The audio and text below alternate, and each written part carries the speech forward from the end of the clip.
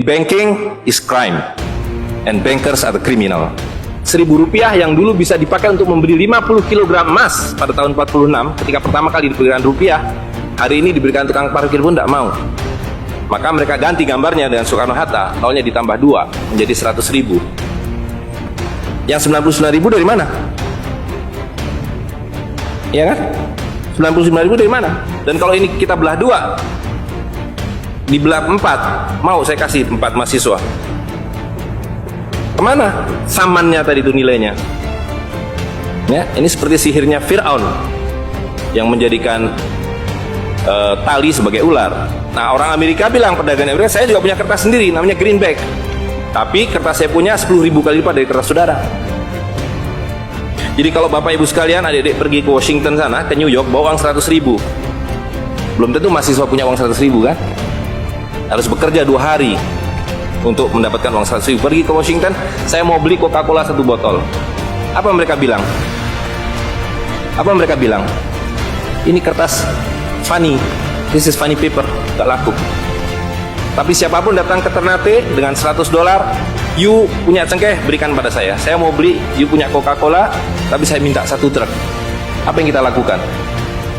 Kita berikan Coca-Cola 1 truk, karena mereka bilang, mereka bisa yakinkan kita, selembar kertas mereka 10.000 kali lipat dari lembar kertas kita. Dan mereka bilang, kita punya kertas tidak laku, mereka punya kertas laku di seluruh dunia. Betul nggak? Dengan cara itulah seluruh cengkeh Ternate habis, pala Ternate habis, seluruh kekayaan Ternate habis, hanya diganti dengan byte komputer.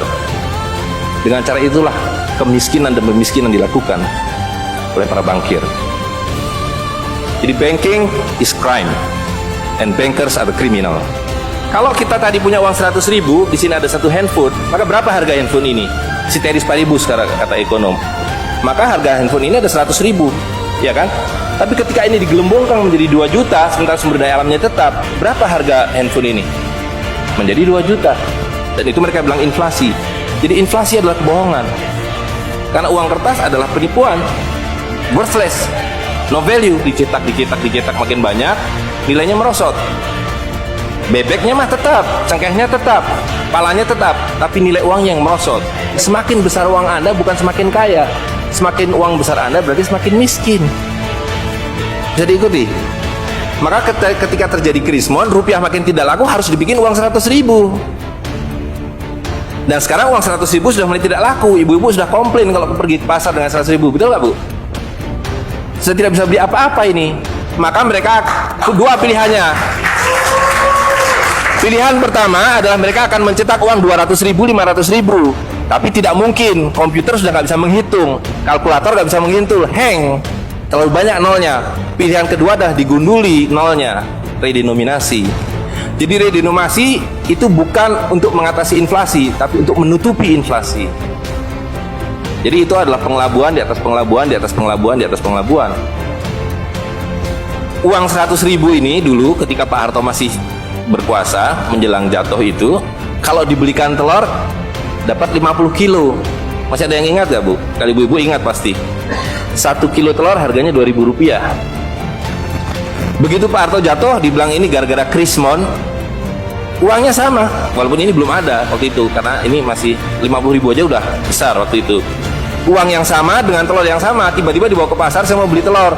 Bu, hari ini tidak dapat 50 kilo lagi, hari ini cuma dapat 13 kilo. Karena daya belinya telur sekarang 7.500. Dan hari ini kalau di pasar Ternate berapa Bu harga telur sekilo? Hari ini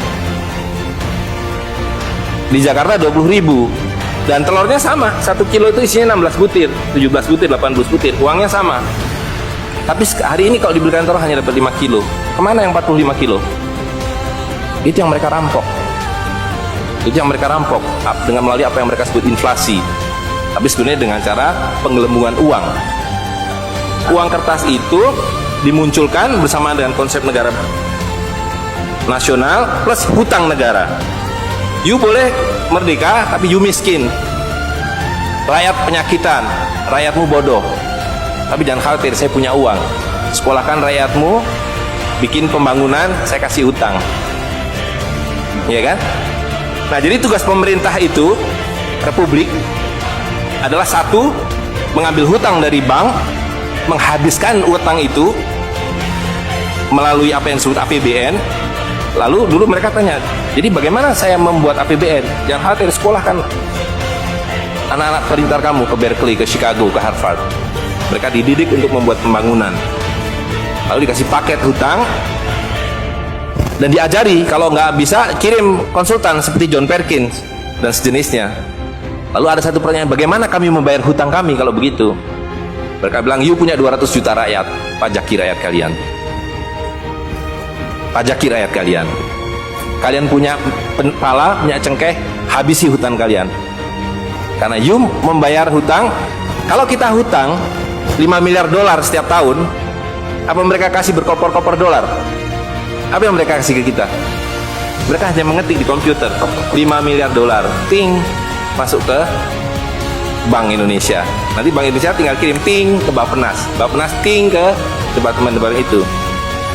Tapi ketika kita mau membayar hutang mereka, bisa kita mengetik di komputer 5 miliar dolar, ting, dibayarkan ke Bank Dunia? Gak bisa, you mesti punya devisa. Dari mana kalian punya devisa? You mesti beli dolar kami. Caranya tebang hutan kalian, habisi boksit kalian, habisi mineral kalian. Betul nggak? Nah, jadi itulah yang terjadi di dalam sistem Fir'aun sekarang ini, bahwa pemerintah itu didesain hanya untuk mengambil hutang dari bank, menghabiskan melalui APBN dan proyek, dan memajaki rakyat. Karena itu pajak semakin hari semakin tinggi, semakin banyak, semakin tinggi, semakin banyak. Sekali lagi, pemiskinan itu adalah dibikin oleh sistem.